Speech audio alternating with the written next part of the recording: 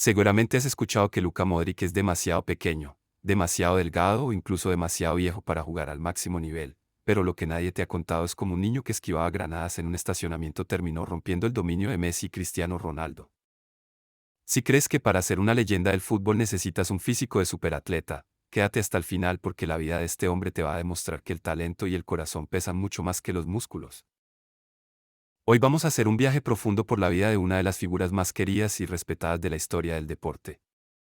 No vamos a hablar solo de trofeos y goles, sino de la resiliencia pura. Vamos a conocer al Mozart de los Balcanes, un tipo que parece que no corre, sino que se desliza por el césped, y que a sus casi 40 años sigue dando clases de fútbol en el estadio más exigente del planeta. ¿Cómo pasó de ser un refugiado de guerra a levantar 5 Champions League y un Balón de Oro? Prepárate, porque esta historia tiene más drama, superación y giros de guión que cualquier película de Hollywood. Para entender quién es Luka Modric, no podemos empezar en un estadio de lujo.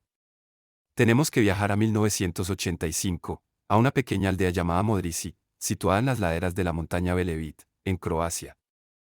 Imagínate un lugar duro, de piedra y viento, donde la vida era sencilla pero sacrificada.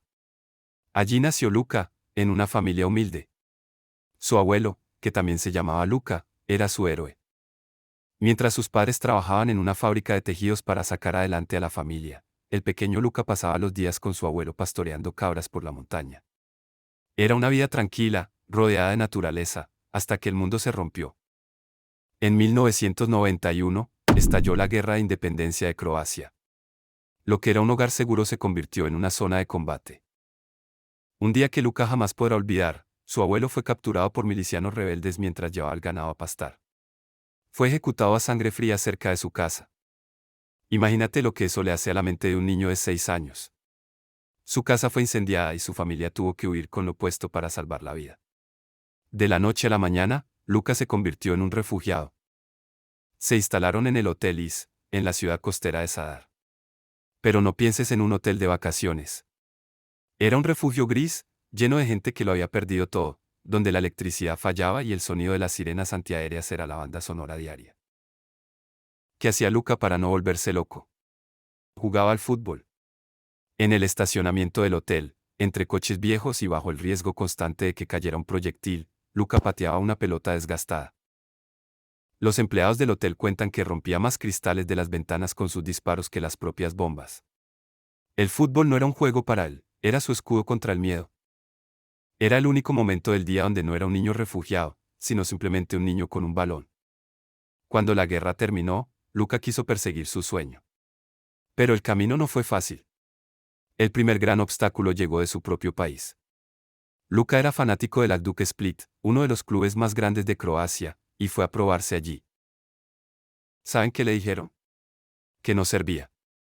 Le dijeron que era demasiado bajito, que sus piernas eran como palillos y que nunca tendría la fuerza necesaria para ser profesional. Ese rechazo pudo haber terminado con su carrera antes de empezar, pero Luka tenía una mentalidad de hierro forjada entre explosiones.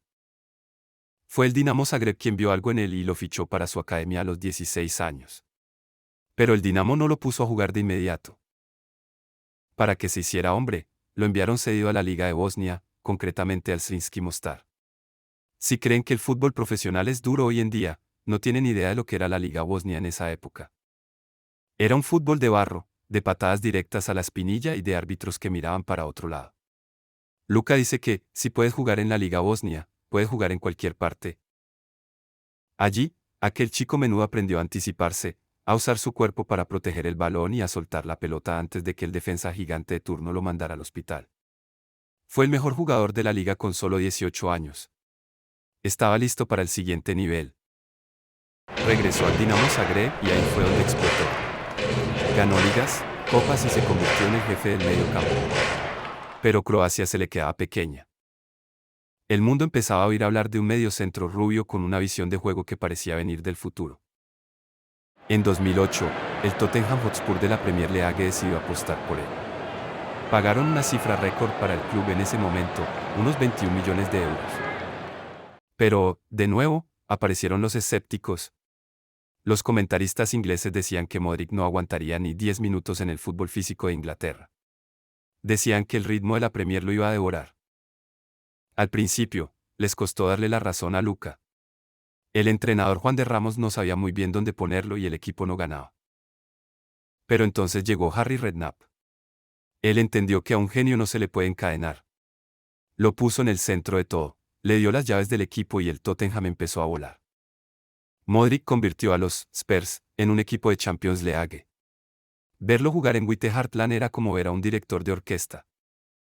No necesitaba correr más que los demás, porque el balón siempre iba más rápido que los defensas. Se ganó el respeto de toda Inglaterra, incluyendo a leyendas como Sir Alex Ferguson, que siempre quiso llevárselo al Manchester United. Pero el destino de Luka estaba en un lugar todavía más grande. En el verano de 2012, Luka Modric tomó una decisión: quería jugar en el Real Madrid. No fue fácil. Se declaró en rebeldía con el Tottenham para forzar su salida y llegó a Madrid casi al final del mercado, sin pretemporada y con mucha presión encima. Su primer año fue, para muchos, un desastre. La prensa española fue cruel. Incluso el diario Marca hizo una encuesta donde los lectores lo votaron como el peor fichaje del año. Imagínense eso. El tipo que hoy es una leyenda absoluta, fue tratado como un fracaso total al llegar. Pero Luka no se quejó. No dio entrevistas polémicas. Simplemente bajó la cabeza y trabajó. El punto de inflexión llegó en marzo de 2013, en los octavos de final de la Champions contra el Manchester United. El Madrid perdía en Old Trafford y estaba casi eliminado. José Mourinho sacó a Modric del banquillo y, a los pocos minutos, Luka soltó un latigazo desde fuera del área que entró pegado al palo. Ese gol cambió su historia y la del club. A partir de ahí, nadie volvió a dudar de él. Luego llegó la era de Carlo Ancelotti y la famosa décima. Todos recordamos el cabezazo de Sergio Ramos en el minuto 93 contra el Atlético de Madrid en la final de Lisboa. Pero, ¿quién lanzó ese córner con una precisión milimétrica? Sí, fue Luka Modric. Ese centro cambió la historia moderna del Real Madrid y dio inicio a una de las épocas más dominantes que el fútbol haya visto jamás. Lo que vino después es material de leyenda. Se formó el mediocampo más icónico del siglo XXI, Casemiro, Kroos y Modric. El triángulo KCM. Casemiro era el guardaespaldas, Kroos era el metrónomo alemán que nunca fallaba un pase, y Luka. Luka era la magia, el que rompía líneas, el que se inventaba pases imposibles con el exterior del pie. Bajo el mando de Zinedine Zidane, ganaron 3 Champions League consecutivas. Algo que parecía imposible en el fútbol moderno. Luka era el motor de ese equipo. Recuerdo verlo en la final de Cardiff contra la Juventus, robando balones en su propia área y llegando a la línea de fondo para asistir a Cristiano Ronaldo. Su despliegue físico era absurdo para alguien de su edad. Pero si hubo una temporada que definió su grandeza en Madrid, fue la de 2022. Con 36 años, muchos decían que ya estaba para el retiro, que Arabia o la MLS lo esperaba. Pero en las remontadas épicas contra el PSG, el Chelsea y el Manchester City, Modric fue el mejor. Aquel pase de 3 dedos, la famosa trivela, a Rodrigo contra el Chelsea, cuando el Madrid estaba muerto, es una de las mejores asistencias de la historia del torneo. Verlo celebrar por el campo como si fuera un juvenil que acaba de debutar nos recordó a todos por qué amamos este deporte. Luka no juega por dinero o fama, juega porque siente el fútbol en la sangre. Pero para ser un héroe completo, Luka tenía una deuda pendiente con su país. Croacia es una nación pequeña, de apenas 4 millones de personas. En el Mundial de Rusia 2018, nadie daba un peso por ellos. Pero Luka, como capitán, lideró a un grupo de guerreros. Jugaron 3 prórrogas seguidas, corrieron kilómetros que habrían agotado a un maratonista profesional y llegaron a la final contra Francia. Aunque perdieron esa final, el mundo se rindió ante Modric. Fue nombrado el mejor jugador del Mundial. Y meses después, ocurrió lo impensable, rompió el duopolio de Messi y Cristiano. Luka Modric ganó el Balón de Oro 2018.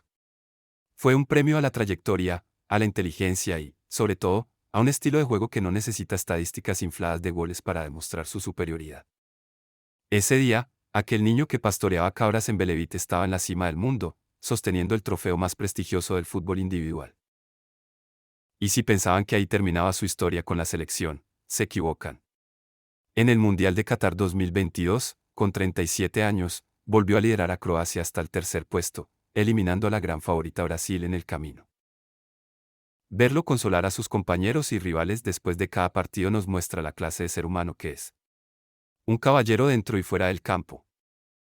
¿Cómo lo hace? ¿Cómo puede un hombre de 38 o 39 años seguir compitiendo contra chicos de 20 que son atletas de élite? El secreto de Luka está en su disciplina invisible. Su dieta es estricta, su descanso es sagrado y su entrenamiento no termina en Valdebebas. Trabaja con preparadores personales para mantener la elasticidad de sus músculos. Pero más allá de lo físico, está su mente. Modric ve el fútbol 2 segundos antes que los demás. Sabe dónde va a estar el espacio antes de que el espacio aparezca. Y por supuesto, tenemos que hablar de su marca registrada, el pase con el exterior del pie, la trivela. No es un recurso estético, es una herramienta táctica. Luka usa el exterior para darle un efecto al balón que descoloca a las defensas, permitiéndole asistir sin tener que acomodar el cuerpo de forma obvia. Es técnica pura, perfeccionada durante décadas de entrenamiento. Cuando ves a Luka golpear el balón con el exterior, estás viendo arte en movimiento. A pesar de ser una superestrella mundial, Luka Modric es una de las personas más discretas del fútbol.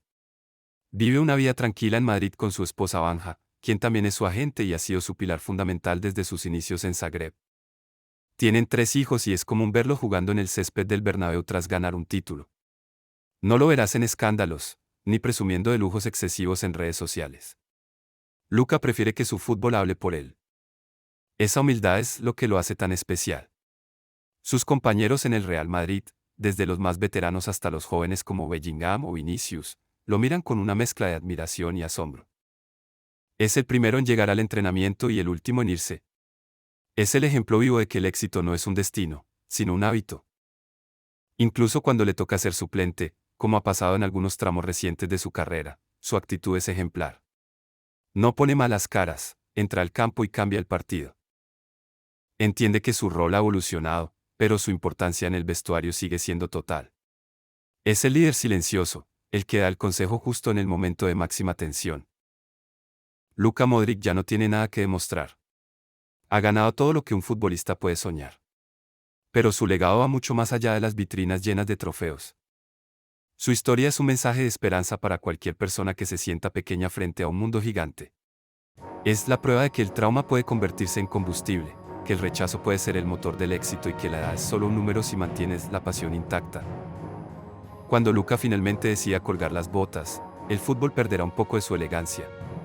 Se marchará el último de una estirpe de mediocampistas que entienden el juego como un ajedrez dinámico. Pero mientras tanto, tenemos la suerte de seguir viéndolo cada fin de semana.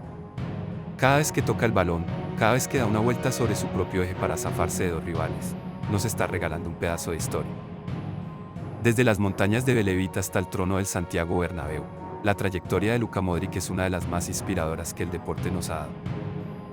Un recordatorio constante de que, no importa cuán oscuro sea el comienzo, con talento, trabajo y una voluntad inquebrantable, puedes llegar a tocar las estrellas. Luka no solo es el mejor jugador de la historia de Croacia, es uno de los mejores de todos los tiempos. Un genio que nos enseñó que la grandeza no se mide en centímetros, sino en la huella que dejas en el corazón de los aficionados. Si te ha gustado conocer la increíble vida de este guerrero croata, no olvides suscribirte para ver más historias que demuestran que el fútbol es mucho más que un simple deporte,